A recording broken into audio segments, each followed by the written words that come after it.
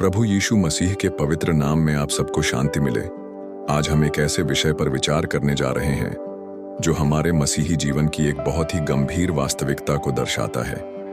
यह विषय है आत्मिक सुरक्षा। हम अक्सर सोचते हैं कि जब हम मसीह में आते हैं तो हमारा जीवन आसान हो जाएगा, लेकिन परमेश्वर का वचन हमें एक अलग सच्चाई दिखाता है। हम एक आत्मिक युद्ध में हैं। हमारा युद्ध कोई शारीरिक युद्ध नहीं है, जैसा कि प्रेरित पौलुस इफिसियों 6:12 में स्पष्ट करते हैं, क्योंकि हमारा युद्ध लहू और मांस के साथ नहीं, परंतु प्रधानताओं और अधिकारियों और इस संसार के अंधकार के शासकों और स्वर्गिक स्थानों में दुष्ट आत्मिक सेनाओं के साथ है।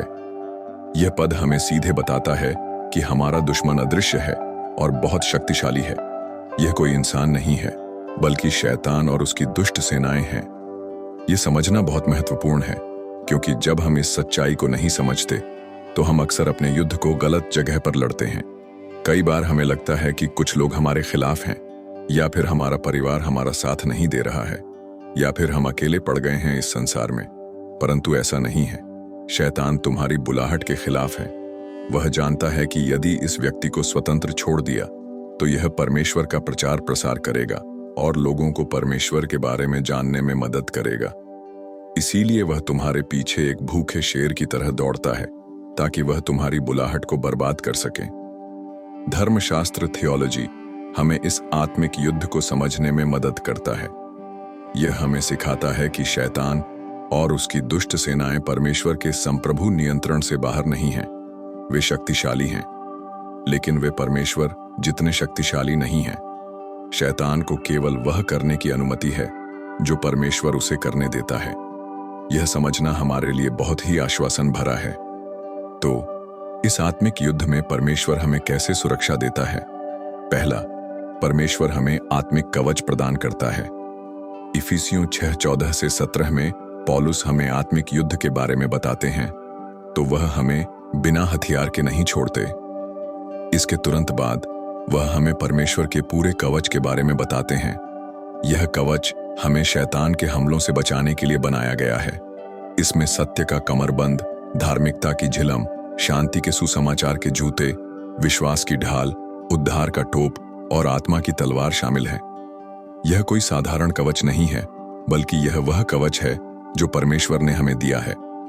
यह हमें दिखाता है कि हमारी सुरक्षा हमारी अपनी शक्ति से नहीं, बल्कि परमेश्वर द्वारा दिए गए उपकरणों से आती है। दूसरा, परमेश्वर की संप्रभुता हमें सुरक्षा देती है। जैसा कि पहले बताया गया है, परमेश्वर का नियंत्रण सब कुछ पर है। शैतान के पास कोई शक्ति नहीं है जो परमेश्वर से नहीं आती। अय्यूब की पुस्तक इसका एक बड़ा उदाहरण है। शैतान अय्यूब को चोट पहुंचाना चाहता था, लेकिन वह केवल वह कर सका जो परमेश्वर ने उसे करने की अनुमति दी थी। अय्यूब 1:12 में लिखा है, तब यहोवा ने शैतान से कहा, देख, जो कुछ उसका है वह सब तेरे अधिकार में है, केवल उस पर हाथ मत उठाना। यह हमें बहुत शांति देता है। हम जानते हैं कि कोई भी परीक्षा, कोई भी हमला, कोई भी कठिनाई परमेश्वर की अनुमति के बिना हमारे जीवन में नहीं आ सकती। और परमेश्वर जो भी अनुमति देता है वह हमेशा हमारे भले के लिए होता है, जैसा कि रोमियो 8:28 में लिखा है। और हम जानते हैं कि जो लोग परमेश्वर से प्रेम रखते हैं उनके लिए सब बातें मिलकर भलाई ही उत्पन्न करती हैं। तीसरा, यीशु मसीह में हमारी सुरक्षा। हमारी सबसे बड़ी सुरक्षा यीशु मसीह में है। वह न केवल हमारे लिए मरे और जी उठे, बल्कि वह अब परमेश्वर के दाहिने हाथ में बैठे हैं और हमारे लिए प्रार्थना कर रहे हैं। रोमियो 8:34 में लिखा है, वह जो मर गया बल्कि जी भी उठा और परमेश्वर के दाहिने हाथ में है और हमारे लिए विनती भी करता है। यीशु हमारा महान महायाजक है। वह हमें शैतान के आरोपों से बचाता है और हमारे लिए पिता से क्षमा मांगता है। हमारी सुरक्षा हमारे अच्छे कामों पर निर्भर नहीं करती, बल्कि यीशु की सिद्ध धार्मिकता पर निर्भर करती है। चौथा, पवित्र आत्मा का निवास और मार्गदर्शन। जब हम यीशु पर विश्वास करते हैं तो पवित्र आत्मा हमारे अंदर निवास करता है। वह हमें परमेश्वर की उपस्थिति और सुरक्षा का अनुभव कराता है। वह हमें पाप के विरुद्ध लड़ने की शक्ति देता है और हमें आत्मिक खतरों के बारे में चेतावनी देता है। पवित्र आत्मा हमें परमेश्वर के वचन की समझ देता है, जो इस आत्मिक युद्ध में हमारी तलवार है। वह हमें परमेश्वर के वचन के साथ साथ जीवन जीने के लिए सशक्त करता है, जो हमें शैतान के हमलों से बचाता है। यूहन्ना 14 के 16 से 17 में यीशु कहते हैं, मैं पिता से विनती करूंगा और वह तुम्हें एक और सहायक देगा कि वह तुम्हारे साथ सदा रहे, अर्थात सत्य का आत्मा। यह सब हमें क्या सिखाता है? यह हमें सिखाता है कि हम इस आत्मिक युद्ध को अपनी शक्ति से नहीं लड़ सकते।